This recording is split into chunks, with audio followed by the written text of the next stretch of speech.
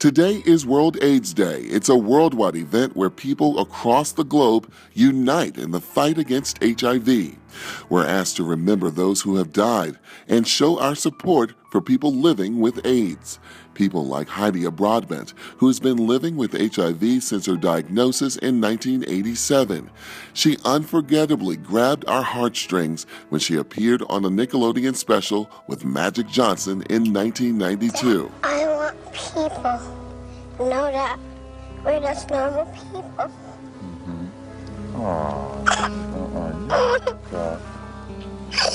You don't have to cry.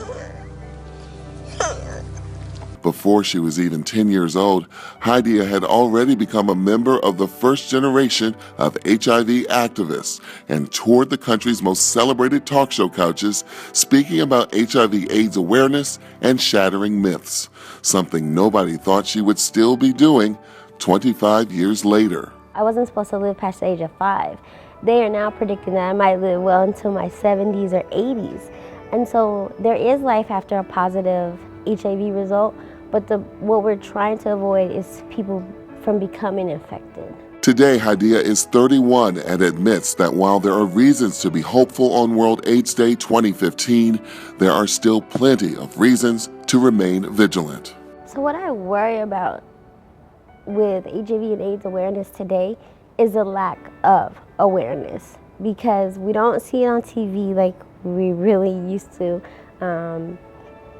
We've grown kind of complacent, and it's really sad because the numbers reflect that people are becoming infected with HIV still to this day, and especially in African American community. According to the CDC, African Americans account for almost half of all new cases of HIV in the U.S.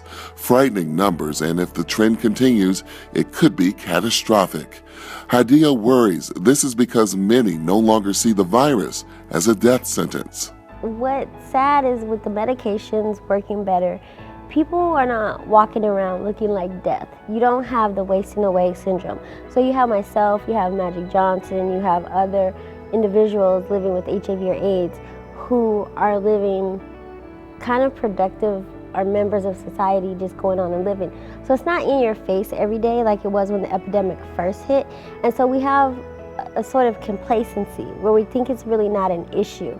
And then also a lot of young people say, well, I could just take a pill. While there is hope and I can live life and I can, get married and have children, they don't see the struggle of trying to make sure you have insurance, or they don't see the side effects of taking the medication, or the struggle, of disclosing. So I feel like we really don't talk about HIV because we don't want to deal with the realness that we don't want to think about death. But we must. Awareness and support are Hydia's focus today. She speaks out on her website, YouTube channel, and in person. I think that my story is very unique. I've been embraced. I've been able to tell my story, and individuals have accepted me as an extended family member.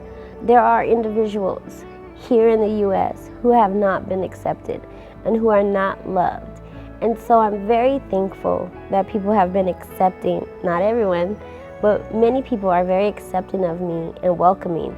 But I have to think about those who are not public, who are afraid to tell their story.